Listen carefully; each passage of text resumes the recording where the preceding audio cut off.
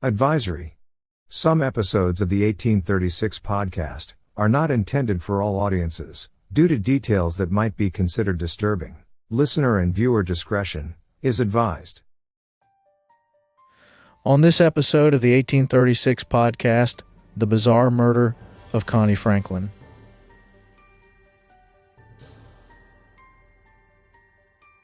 In January of 1929, a rough-looking drifter named Connie Franklin arrived in St. James, a small community nestled in Stone County, Arkansas. Connie, a 22-year-old wandering farmer, roamed from place to place, seeking work and some semblance of stability. It didn't take long for him to make an impression in the area, not just for his transient lifestyle, but also for his rugged charm, which caught the attention of many local women. During his time in Stone County, Connie became romantically involved with 16-year-old girl, Tiller Ruminer. Despite the age gap and his uncertain future, the two quickly developed a close relationship. They often spoke of their plans for the future, including their intention to marry.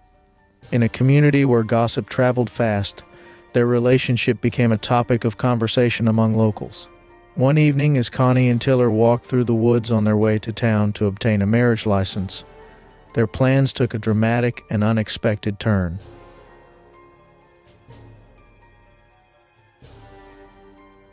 Months after that fateful evening, concern mounted over Connie Franklin's disappearance, as he had not been seen since he and Tiller went on their walk. The situation escalated when a local woman, Bertha Burns, made a grim discovery. She found Connie's blood-stained hat in the woods.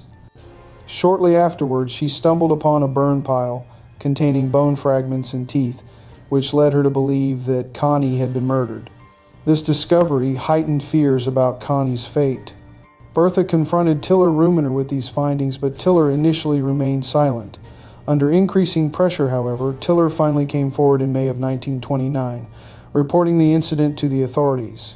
She explained that her silence had been driven by fear, and the attackers had threatened to kill her family and kidnap her brother if she spoke out. Tiller recounted the horrific night when she and Connie were ambushed by a group of men. Tiller said she was assaulted and raped while Connie was overpowered as he tried to defend her. Tiller identified the assailants as Alex Fox, Joe White, Herman Greenway, Hubert Hester, and Bill Younger.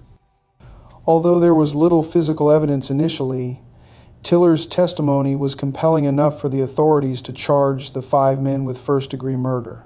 The case quickly gained national attention, setting the stage for a highly publicized trial that would shed light on the brutal attack and the deep fears of retribution that had kept the crime hidden for so long. To make matters even more intriguing, the prosecuting attorney, Hugh Williamson, and Ben Williamson, the defense attorney, were brothers. The two were pitted against each other in front of Judge Marcus Bone, with the trial set for mid-December of 1929. The Williamson brothers both worked in the firm of their father, who was also the president of the Arkansas Bar Association, further adding a layer of local prestige and tension to the courtroom drama. As the attorneys prepared their cases, the 5 accused men, Alex Fox, Joe White, Herman Greenway, Hubert Hester, and Bill Younger, maintained their innocence. They all claimed they had not seen Connie Franklin on the alleged date of his murder, asserting instead that Franklin had simply left town in the same wandering fashion in which he had arrived.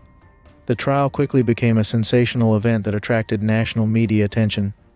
Stone County, unaccustomed to such attention, was thrown into chaos as reporters from major newspapers descended on the courthouse.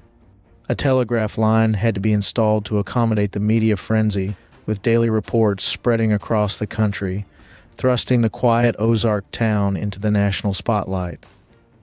The trial commenced in the middle of a severe winter storm. Stone County, still lacking electricity in 1929, lit the courtroom with only 6 light bulbs powered by a battery. As if the trial wasn't already strange enough, a stunning twist occurred. A mysterious man claiming to be the dead Connie Franklin appeared, stating that he had not been murdered and was, in fact, alive and well. This development turned the case on its head and left everyone, from the judge to the public, questioning the very foundation of the trial. Upon investigation, it was revealed that this mysterious man was actually Marion Franklin Rogers, a 32-year-old former mental patient with a troubled history. Rogers, who had been institutionalized in the past, also had a family of his own, further complicating his claims of being the young 22-year-old Connie Franklin. The courtroom became a battleground of conflicting testimonies and conspiracy theories. The defense presented witnesses who asserted that Marion Rogers and Connie Franklin were the same person. But witnesses were divided. Some swore that Frank Rogers was indeed Connie Franklin, while others, including his fiancée, Tiller Ruminer, and her father, adamantly denied the man was Connie. During his testimony, Rogers claimed he had been drinking with the defendants on the day of the alleged murder and had fallen off his mule, not seeing Tiller Ruminer until the following day. He recounted that when they spoke, she expressed a desire to postpone their wedding until the fall. He reportedly responded that if she didn't marry him immediately, she would never see him again. When she refused, he left town and took work in nearby Humphrey, Arkansas, only returning when he learned others were on trial for his supposed murder. Rogers attempted to explain that the story stemmed from the liquor wars between the Hess family and the Younger and Greenway families. The defense argued that enemies of the accused had exploited Franklin's disappearance to frame them for murder, even suggesting that animal bones had been placed in a fire in the woods. Tiller remained steadfast in her testimony, maintaining that Connie Franklin had been murdered. However, the defense suggested that she had fabricated the entire story out of fear or confusion, casting doubt on her version of events. Amidst this uncertainty, one bizarre piece of evidence came to light. The man claiming to be Connie had a talent for playing the harmonica, a skill that Connie Franklin had also possessed. This small but peculiar detail only deepened the mystery. Despite the lack of hard physical evidence such as a confirmed body, the prosecution continued to argue that the real Connie Franklin had been murdered and that the men on trial were responsible. The trial unfolded as a bewildering spectacle, with national attention focused on the strange tale of a supposed murder victim who had seemingly returned from the dead to testify at his own murder trial. The jury was left grappling with fundamental questions of identity, deception, and the true nature of the crime. The courtroom drama in Stone County not only captivated the nation, but also exposed the complexities of rural justice, where personal relationships, gossip, and local politics collided with legal proceedings in a case that would be remembered for generations. Initially, the jury reported being deadlocked, prompting Judge S.M. Bone to remind them that the trial had cost the county $8,000 and instructed them to attempt to reach a verdict once more. The trial lasted just 2 days. Ultimately, the jury returned with a not guilty verdict.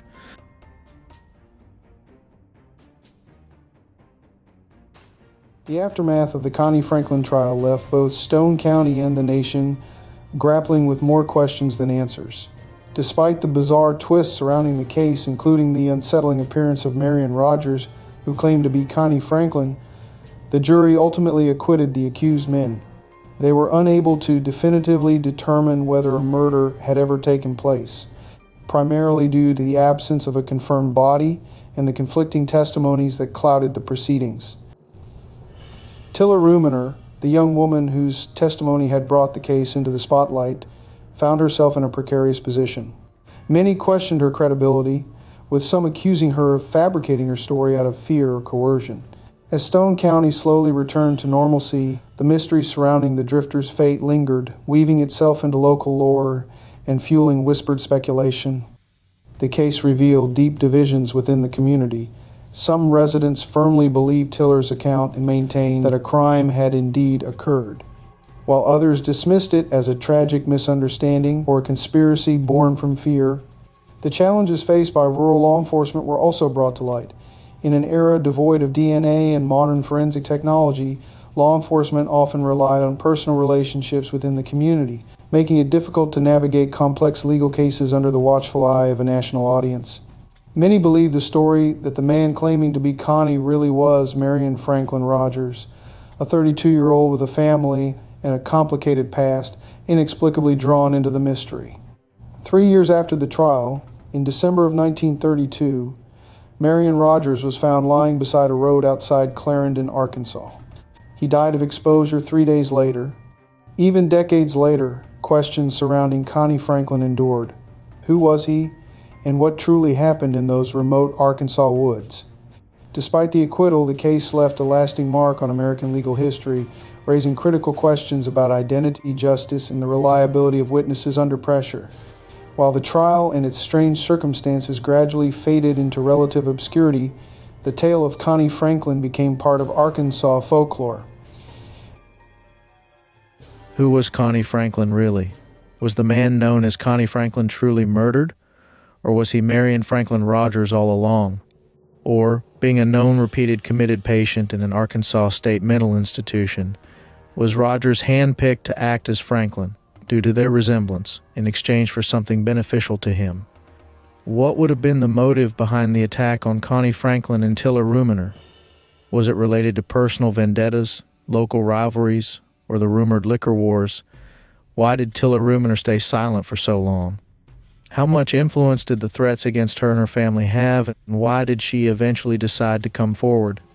Was there any real evidence of a murder? Did the discovery of the blood-stained hat, bone fragments, and teeth in the burn pile constitute enough proof, or was it planted evidence?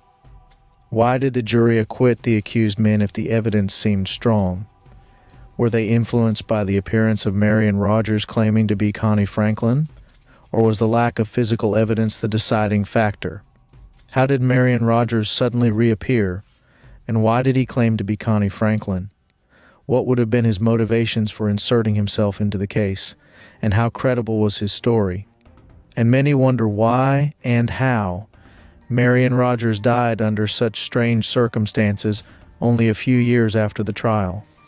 As of the time of this recording, there are no known police reports or case files available on this case, nor is there any confirmed information about where Rogers was buried following his mysterious and untimely death in 1939.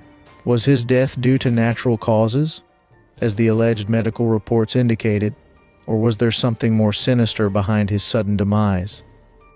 These and many other questions remain in this bizarre mystery, making the story a prominent piece of Ozarks folklore. All right, Joe. So, Connie Franklin, Frank Rogers. That's quite a story.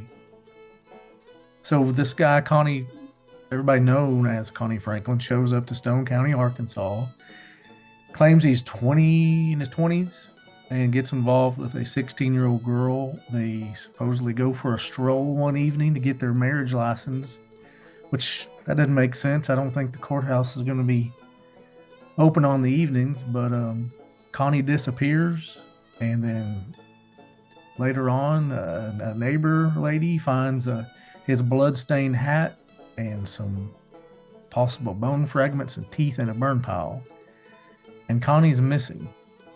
But his girlfriend, Tiller, doesn't report it till later on, and then when she finally reports it, they feel there's enough evidence they arrest a couple local guys for the murder, even though there's no body.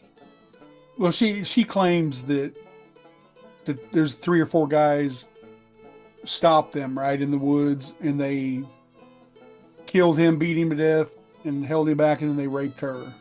Yeah, supposedly he tried to defend her honor, and they ended up killing him and disposing of his body. So, a question I have, and you may know, do you know how long it was before she reported it? Is there any information that says how long it was? I know it just says it was a while. It was several weeks. But then during the trial, this mystery man shows up claiming he's Connie Franklin, but his real name is Frank Rogers, or Marion Franklin Rogers. He went by Frank Rogers. No relation. So how long in the timeline was this? I mean, from the time he supposedly died to the time this guy shows up and says it's him.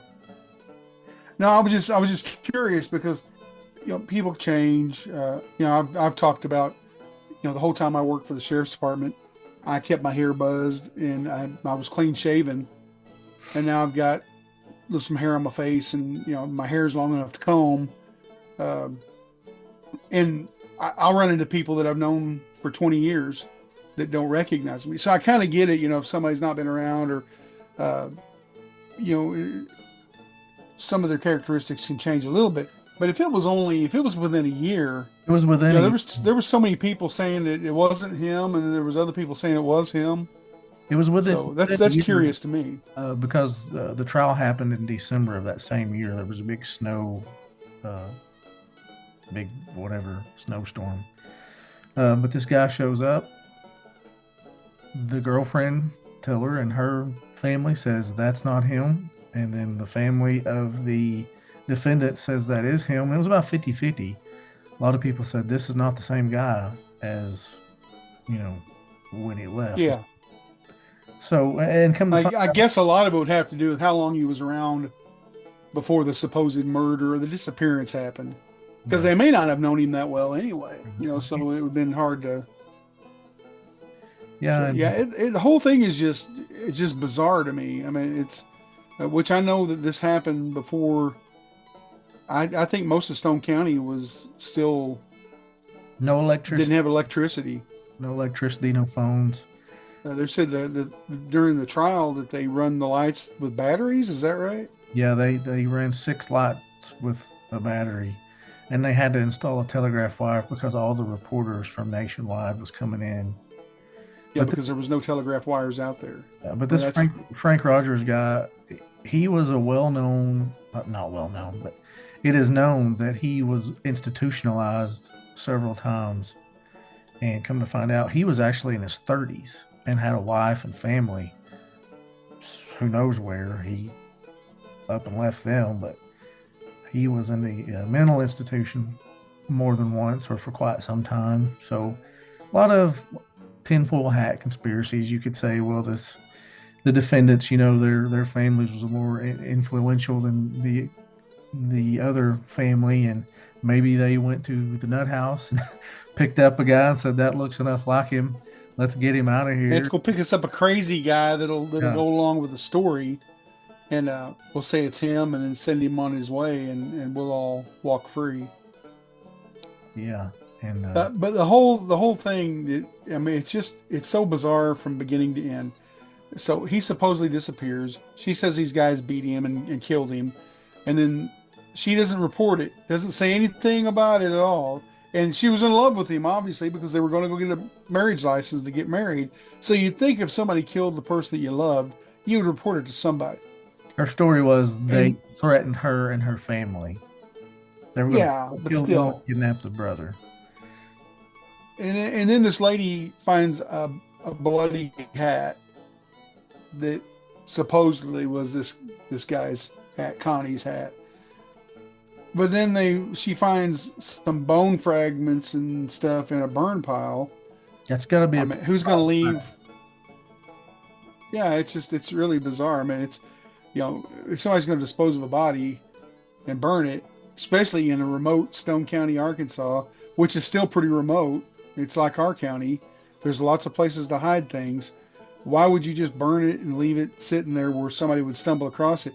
You would push it off down in a holler and cover it with some dirt, the whole thing is just, I don't know. It just it would make a great movie, and a lot of Brooks Blevins. If you guys want to take a deeper dive, I know we do short little episodes here to pique your interest and make you want to do some more digging yourself. But Brooks Blevins has a really good book that you could take a deeper dive on. This is in my mind from what I've read in his book. It seems like he's of the opinion like it really was the same guy. Connie that showed back up, yeah. That's posing as two different people. But I don't know. You could make an argument that it was. I mean, the reasoning for him to show back up is because he heard about the trial, supposedly, and didn't want these guys to get convicted over something that never happened. Right. Which would sound like the logical thing, but the whole thing is it's bizarre. I mean, that's about the only thing you can say about it. The defense attorney and the prosecutor were brothers. That was also kind of, that's odd. And then 2.5 years after the trial, he mysteriously ends up dead in a ditch somewhere. The Connie guy, the one who showed back up. Connie / Frank, whoever. Right. The guy who showed up, whether it was... The guy who was supposed to have gotten murdered. Yeah. He's now the two brothers, the attorneys, they also had was it a grandpa or a father that was a judge? Well, their dad was over the president of the Arkansas Bar Association. Okay, so I knew there was some other legal tie in there. So Yeah, but and then the circumstances under Connie or Frank's real death is, also questionable, and I was unable to find anywhere where he might be buried. I went to find a grave. I went through ancestry.com looking for, relatives and newspapers. I mean, in that day and age, though, I mean, I've got some grandparents that are buried in a cemetery. He was a prominent member of the community. He was justice of the peace. I mean, people knew who he was. It wasn't like he was, just a destitute person out there. And I know about where their graves are, but their graves are unmarked. I mean, there's no listing of them anywhere, but I just happen to know where. So I can see we're not being able to find a grave for him. But still, yeah. He died. Was it like of exposure? Is it in the wintertime? Yeah. Is that? Yeah. Died of exposure in a ditch. Yeah, so he basically froze to death on the side of the road. Mm-hmm. Just I don't know. We're gonna do a lot of these true crime things coming up, and this one kind of kicks things off with a bang because it's just so crazy. Like, back then there was no DNA, no forensics, no nothing. Today, if the case file still existed, which it doesn't, you could easily take that bloody hat or the teeth or whatever. If they kept it. And have a much better chance of identifying who that was now. But from if it was even human blood, it could have been squirrel blood or who knows, The same thing with the bone fragments. I mean, that could have been anything. It could have been human. It could have been a deer. It could have been cow. And if you look at the picture I threw in to this episode, I don't know. One of the pictures, the guy looks pretty rough, and the other one, he looks kind of clean cut. So they do resemble each other. Luckily, it was the same guy, but there's enough stuff there to make you doubt and wonder. Yeah, but playing devil's advocate for him, I can see him. He was it was east of Little Rock, back over kind of in the Delta over there. But he comes from that area. He was out wandering, hoboing, I guess, just traveling around, seeing some things, and then found a little place he kind of liked, and got in there, and who knows what happened. I mean, he could have got her pregnant or something, and then got scared about it and run off, and then the girl doesn't know if she's pregnant or not, and waits a little bit because they didn't quite know what to do, and so then they make up the story in case she is pregnant. This is my theory. I mean, I'm just throwing that out there. That he was defending her honor, and then she supposedly got raped, and she may have, who knows, but that would be a good cover story. Yeah, and if he just run off on her, it sounds a whole lot more honorable for your boyfriend that you were getting ready to get married to, got murdered, and then you're carrying his baby instead of. Yeah, but then what if he shows up later on? Right. I just don't know what her motive would be. I mean, that's as good as you can probably get at what you just said, but I don't know, man. It's weird. Well, there was kind of a little bit of a family feud going on between her family and the guys that they accused, right? Yeah, there was like Prohibition time, liquor wars. Apparently, there was some moonshining going on, and maybe her family versus some of the defendants' families were into it, and maybe that's the reason why she accused them of doing that after he bolted. Could have been. Who knows? Only the shadow knows. Well, those are those mysteries that'll live on in the hills and hollers of our Ozark mountains here. So, but anyway, sometimes it just won't ever give up its mysteries. Yeah.